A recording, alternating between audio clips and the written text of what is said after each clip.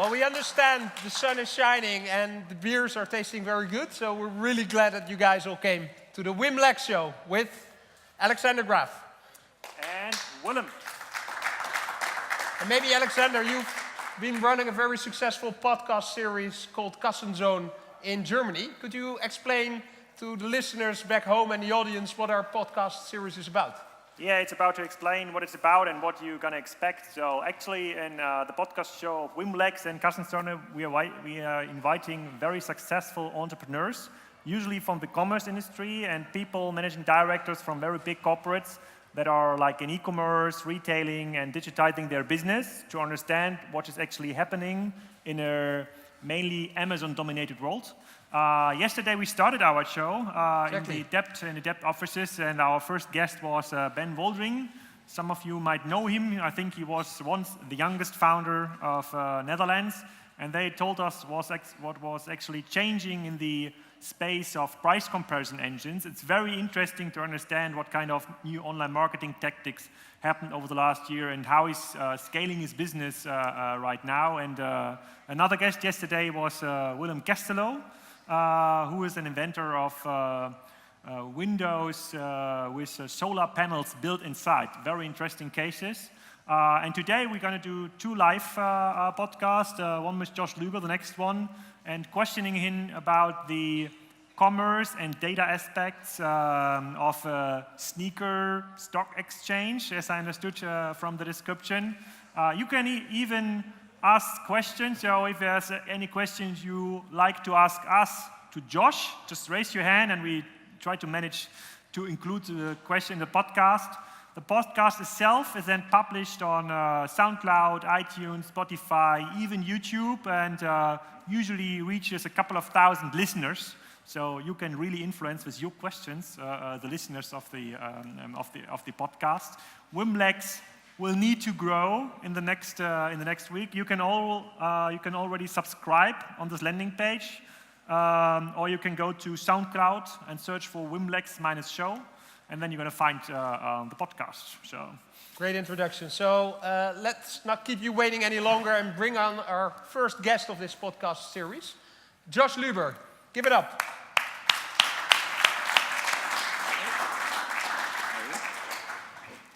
Hi, Josh. How are you? Very good. Thanks so much for taking the time to interview you about your great platform. This is a standing podcast?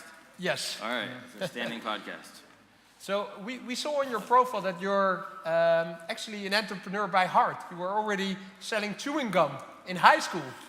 So you were an entrepreneur from a very young age. But then you ended up at Big Blue. So my question not is how did you become an entrepreneur, but how did you stop being an entrepreneur for a little time in your career? I don't think you ever stopped. By the way, how did you know about the chewing gum thing? There's a blog post out there where I was in 6th grade, and they confiscated 132 packs of chewing gum from my locker in 6th grade because you're not allowed to be selling chewing gum in school. So I don't know. Oh. I thought we shut that one down, but if you found that was a good one. Yeah, we used to sell chewing gum. You buy 4 packs for $1, and there were 5 pieces in a pack. And in 6th grade, the market price of chewing gum in Philadelphia, Pennsylvania, was 25 cents a piece or $1 a pack. So it was good. You can make $5 off of $1. It was good margins on chewing gum in 6th grade. So did your experience with trading start there? Yeah. Look, there's a guy, I don't know, does anyone know who Gary Vaynerchuk is? So Gary's a pretty well-known entrepreneur and public speaker and all that. And the first time I ever met Gary a couple years ago, he and I are about the same age. I'm 40, he's like 44. And the first thing he ever said to me was, cold, came in and he's like, candy or baseball cards? And I was like, both, actually, right? For my generation in the States at that time, the hustle for that age, it was first collecting baseball cards, which sort of teaches you the economics and sort of basic economics and trading and deals. And then it was selling candy in school. And those were just sort of natural hustles. Today, later it became for kids of that age. After me, it was Pokemon cards. Or today, there's 14-year-old kids that are making apps for people, right? So it was just a different of that generation at that time. But really, to get to your first question, which is, it was super interesting, right? So I never in a million years thought that I would go and work for IBM, right? I had started and run 2 other startups before that at that time, and I'm a startup guy, and I'd shut down my last startup. That startup in the crash in the United States, there was like the mortgage crash in 2008, 2009, and it created a recession, and I'd shut down my startup at the time there. And one of my former classmates from business school approached me and said, hey, I heard you shut down your company, you should come work with me at IBM. And I was like, bro, I don't think you get it. Or I was like, my company has 4 people, IBM has 400,000, like, I'm good, like, that's not for me.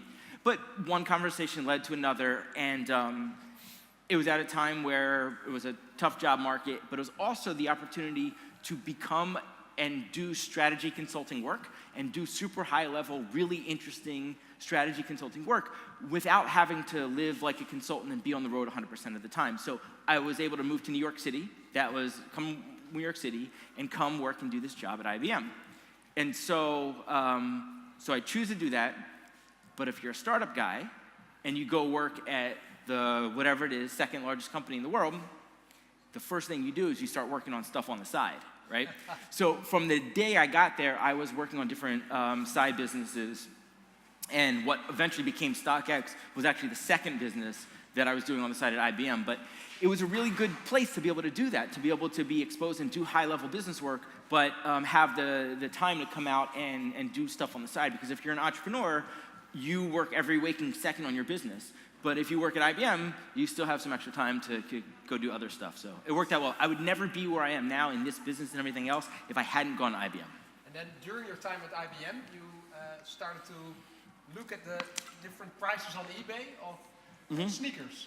Yeah, That so was called Campus back in the days, right? Right. So I've collected sneakers all my life. I mean, I have the exact same story as every other, 40-year-old sneakerhead in the United States, which is that, I grew up playing basketball when Michael Jordan played.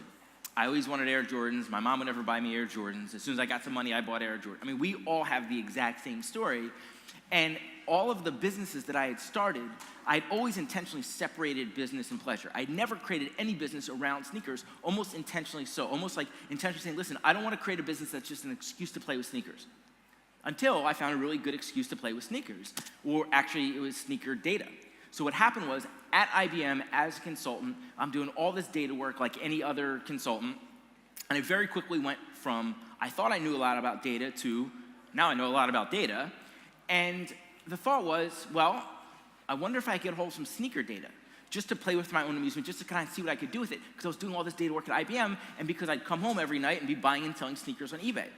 So at the time, and this is early 2012, eBay was still by far the largest sneaker marketplace. And there was this very just lack of transparency within eBay of what are things worth, what's real, what's fake, who do you buy it from. This is very, very, very muddy, messy place. So the idea in the beginning was simply, can we get a hold of eBay data? Can we scrape eBay data to create a price guide and just figure out what are sneakers actually worth? And that was the idea. And that's what Campus was a price guide based on eBay data.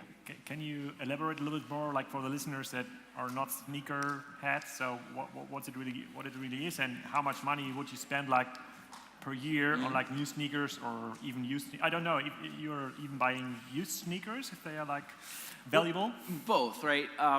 So in general, at its most basic level, the secondary market for sneakers can trace all the way back to 33 years to 1985, to the first Air Jordans, and the first time there was a product in this market, in the sneaker market, that there was less available than people wanted. So just fundamentally, demand was greater than supply.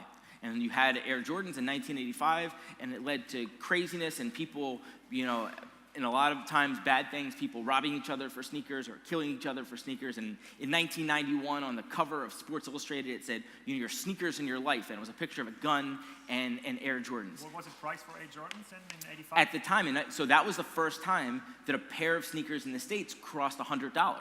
And so, new. So this is at retail price where you could buy it, which was crazy in 1990, to have a pair of sneakers that cost at retail $125. So fast forward of 30 years of just fundamentally people trying to acquire these shoes that everybody wanted, what developed was a very frankly, sophisticated secondary market where people would buy something at retail and would turn around and sell it to someone else for more. Today, right, an average pair of Adidas Yeezys is Kanye West shoe with Adidas, right? Retails for $200. But because so many more people want that shoe than can buy it, because demand is so much higher than supply, that retails for $200, but that product is worth $1,000. The people can literally turn around and sell it to someone else for $1,000 because this is just supply and demand. This is Econ 101 at its most basic. But there's just one part I don't understand. I don't understand why those producers just don't produce more sneakers to fulfill the demand. So yeah.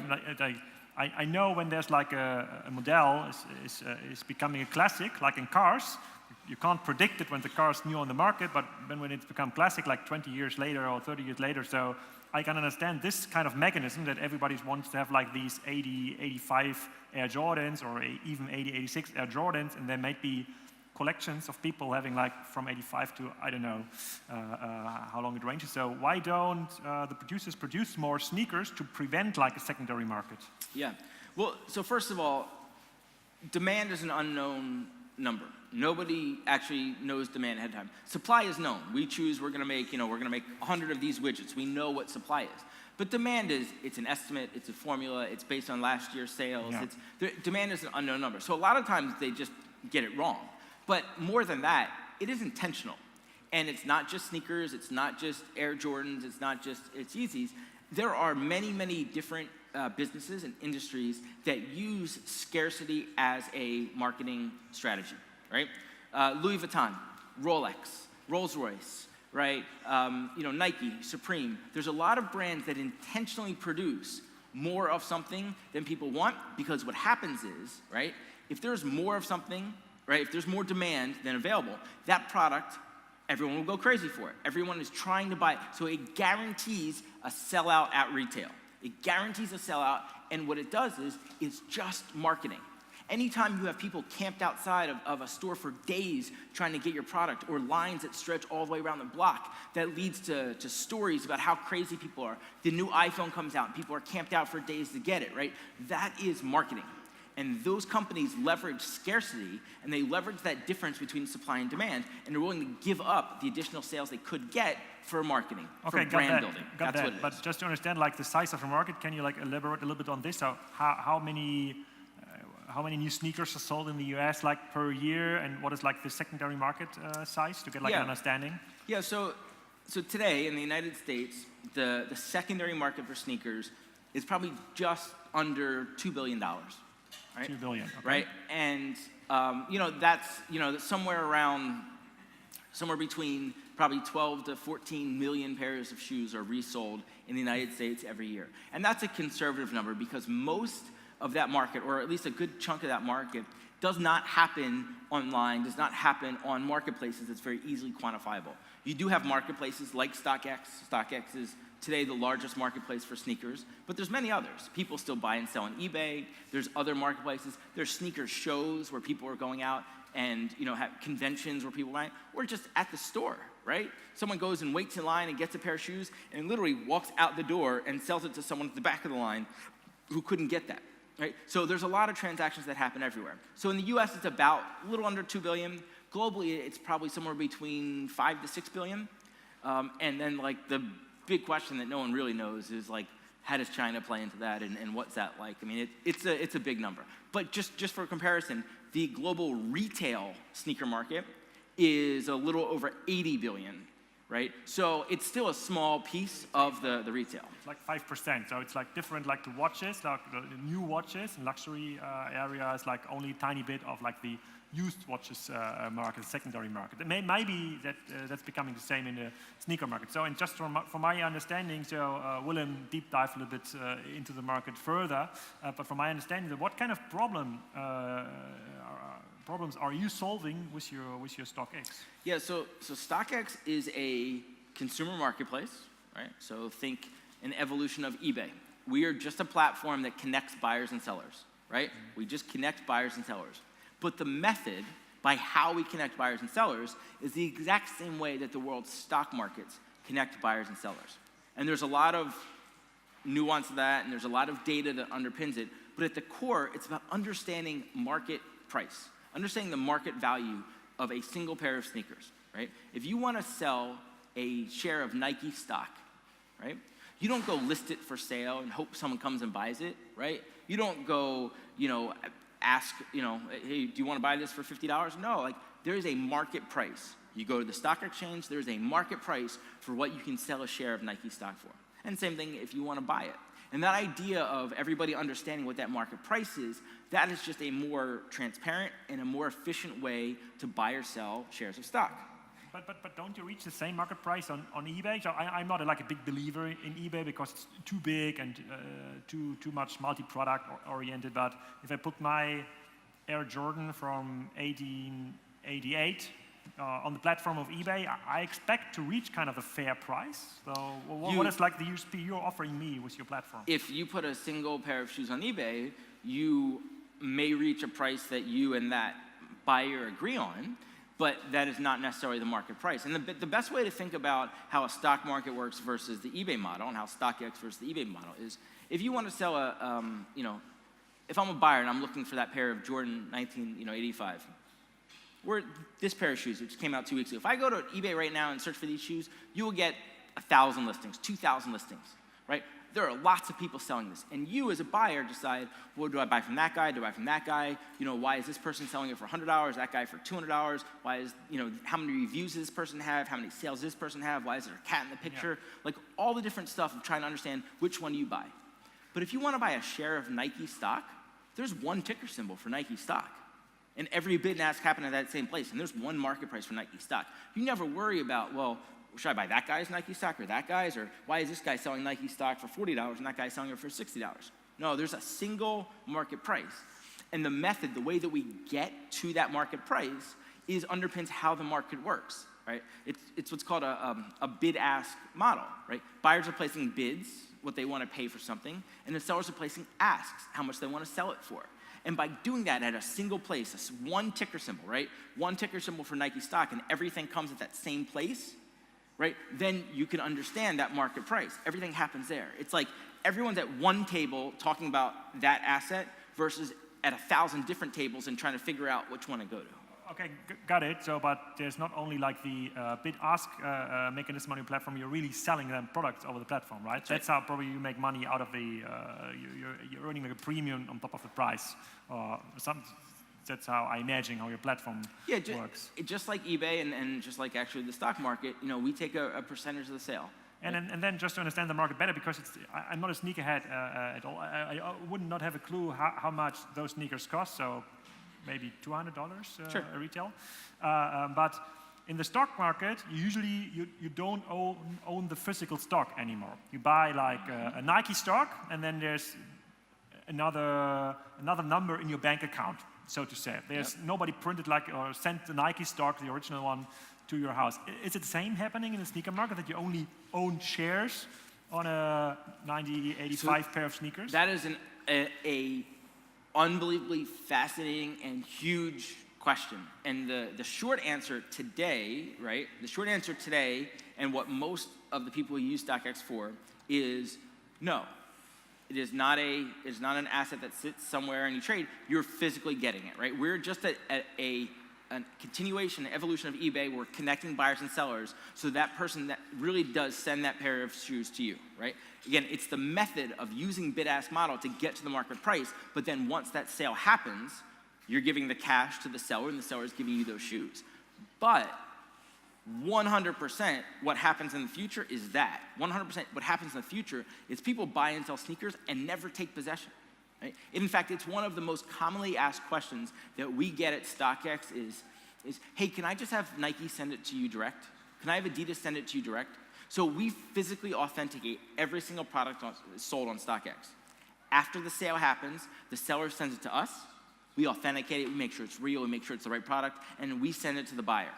That's part of your service then. That's right. And there's a ton of value in the authenticity. But one of the most asked questions is that seller has bought a pair of shoes at Nike. They're waiting for it to arrive at their house. They take it out of the Nike box, they put it into a StockX box, and they send it to us, right? Why do they ever need to touch it?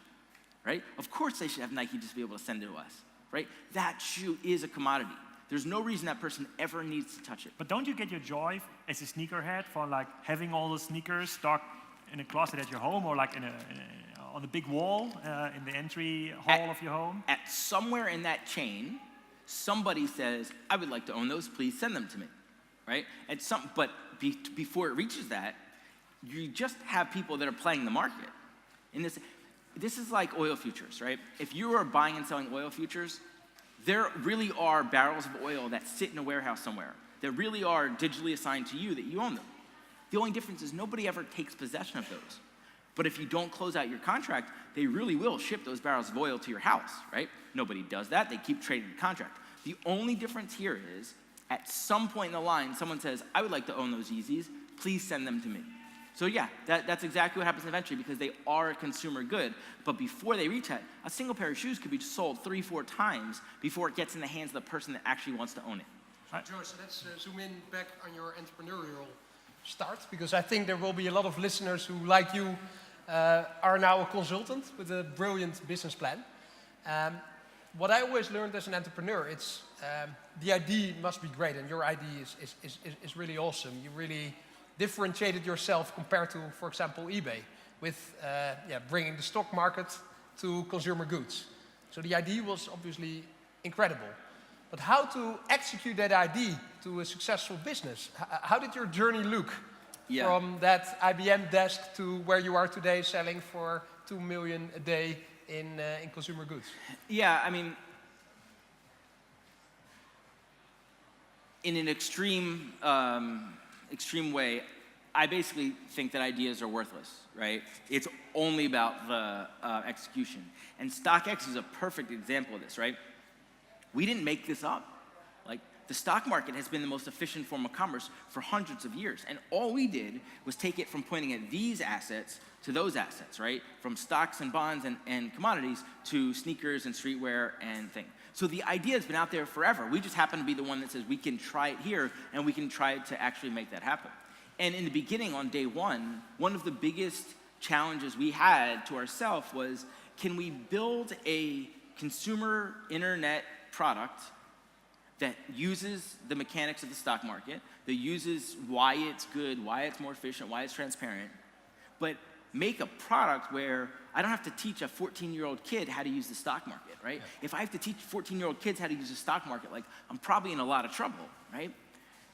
We think today that we've succeeded either because of or maybe in spite of the design and the user interface of what that product looks like. But for us, like, it is like in the weeds, like elbow grease at every part, right? We have 415 people that work at StockX today. We have a content marketing team that has 20 plus people on it. There's an affiliate marketing, there's performance marketing, there's SEO, like, you know, I mean, it is like in the weeds of like, just like any other business of that, right? And we knew that from the beginning, that it wasn't gonna be, you can't just put it out there, that it was gonna be about execution. And so, you know. And money, obviously. So how did you raise money and how did you fund the company? So, so my co-founder in StockX is a guy named Dan Gilbert. Dan is the owner of the Cleveland Cavaliers and a company called Quicken Loans, which is the largest mortgage lender in the United States. There's actually about 130 other companies that are part of the Quicken Loans family of companies. And the very, very short version of a crazy long story is that essentially Dan and I had the exact same idea independently, separately, I didn't know him, to create a stock market for sneakers, to create a marketplace that uses stock market mechanics. And we were able to get together, the company we talked about earlier, Campless, which was a price guide. I ended up selling that company to Dan and becoming partners with him and turning that into StockX. So on day one, Dan is not only the co-founder, but it was also our primary investor on day one to build the company. But what's really great about this business versus some others is this is a cash business. Every time I sell a pair of sneakers, every time I sell a watch, right, we have cash that gets to offset some of the burn. So it's not like we're a social network or an eyeball business where, you know, it's 100% burn. So we have raised money. Dan's been the primary investor. We've been fortunate to bring on some very strategic high-name investors like Eminem and Mark Wahlberg and some other professional sports owners. And then having Dan as the primary investor to be able to do that. But we do over $2 million a day in GMV, and we take about between 9 and 10% of that. So that helps offset the growth as well. But we're trying to spend more money. Like we're in hyper growth mode, trying to grow as fast as we can. Are there any regions where you want to grow? You're in Europe now, in the Netherlands. Yeah. Is Europe an important target? Continent? Europe is literally the highest priority of the business right now. So we're a website, so anyone in the world can buy or sell from StockX if they want. But we are not local anywhere yet. Local currency, local language, local marketing, local customer service, local operations. And so we are gearing up. We are officially launching in Europe the second week of October. And what that'll mean is, because again, anyone can buy or sell from every country in Europe today, is being able to lower shipping costs, being able to lower shipping time, local currency, local marketing, and then having an operations center in London where we can help to be able to move things quicker through there. And so that'll be it's really the highest priority of the business right now is to do that. And then we'll slowly do the same thing in Asia and other parts of the world. But for a lot of reasons, Europe was the first, and it's part of the reason that I'm here now and starting to travel more to Europe than I did before. Yeah, one question just to clarify. I'm getting more and more questions as when I'm hearing all the stuff you're saying because it's so interesting. But one question just to clarify, you said like you're doing like $2 million in GMV per day and you're taking out like 10% more or less for your operations. That's better than most of the online shops in the Netherlands, probably. That's impressive. That probably won't it's not a problem for you like to attract investors with these numbers. Right. But another question from the audience was regarding like the quality management process, because like you're comparing to the stock market, stocks are like virtual assets, more or less. The quality is always the same. And when you're like getting the shoes sent to your quality management center, so how often then have you like a stamp saying, okay, no, that's not the original one, or like the quality is like minus 20% compared to what you said you're offering? Can you elaborate a little bit on this process? Sure. Yeah, so we have 4 operation centers. One is in Detroit, where we're headquartered. One's in Arizona. One's outside of New York, and one's in London. And every product passes through Operation Center. We're checking first that the product is authentic, that it's real, but also just that it's the right product. A lot of times you might have a sneaker seller who's selling hundreds of shoes a week, and he sold a 9.5, but he sent us a 9, right? So you're checking to make sure it's the right product, and also that it's not used. So for sneakers and for streetwear, we only sell brand new, unworn products, right? Which helps a lot. If we had to judge the quality of sneakers, that's pretty hard because there's a lot of different ways that a sneaker can be worn. And then what we'd have to do is you'd probably have to have pictures of all the different sneakers. And that breaks the standardization model. It has to be standard. My 1985 Jordan sneakers. Not if you want to resell them, right? Okay. But look, that is the key, is that we start with, all we're doing is we're trying to standardize it. So we got to make sure it's real. We got to make sure the product is what it's supposed to be. But here's the thing. Because we authenticate, because we stand in the middle of the transaction, people are less likely to send us shoes that are fake. When we first started the company, the first month, the fake rate was like 12, 13, 14%. And we're like, man, this business is never going to work if we have to cancel 14% of the transactions. What was happening was everyone was testing us. They were trying to figure it out. Today, the fake rate that we see is less than 2%. It's like 1.5%, because if you have a pair of fake sneakers and you want to scam somebody and you want to sell them, go sell it on eBay. Go sell it somewhere where they don't check.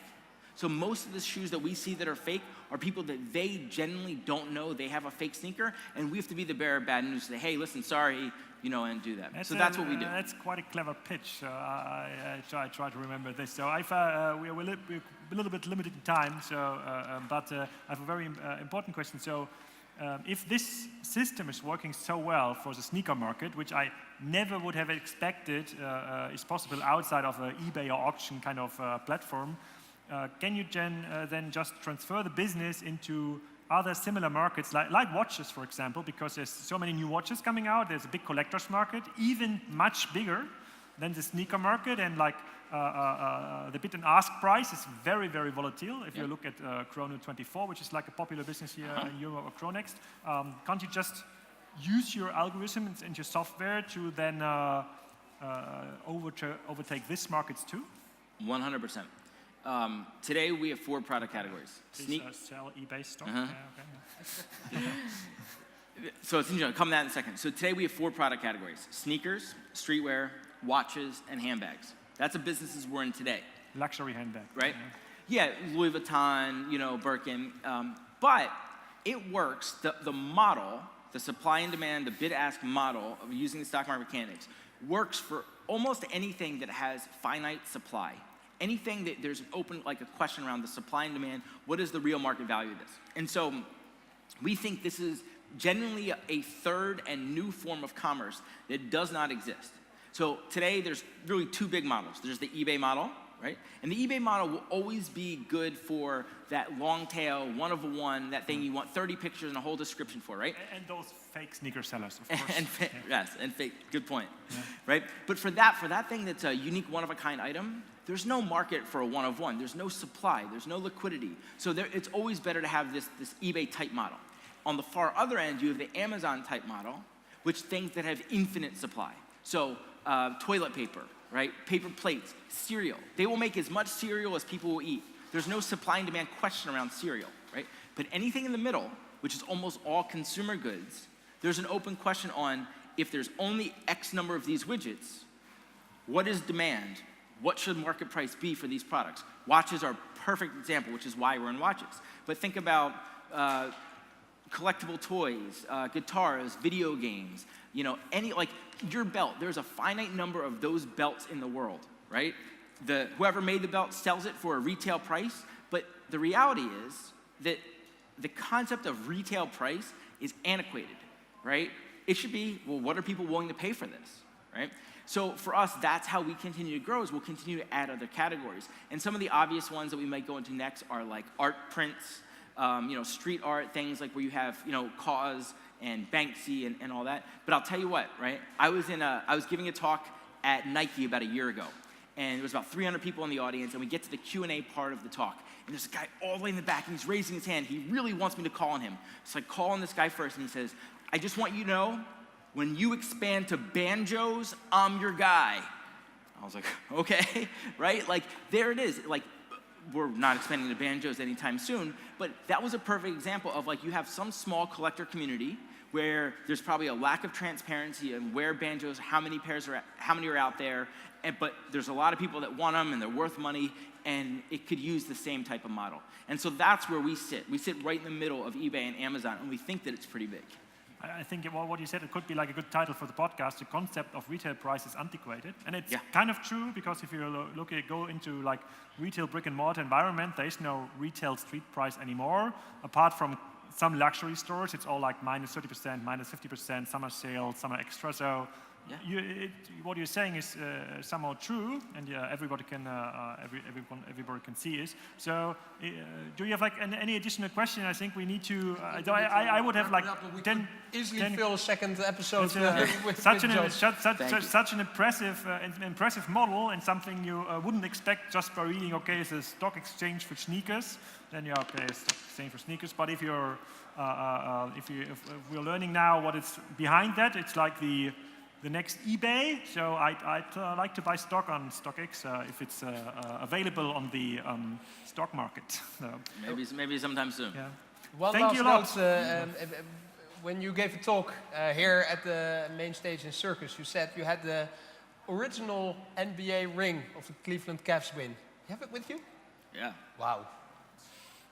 Yeah, you can take it out and play with it. Yeah, so this is an actual Cavs championship ring. This is what LeBron James wore when he won so those aren't real diamonds. The one that LeBron gets are real diamonds. But this is the actual ring. Like if you worked in marketing for the Cavs, this is the organization ring.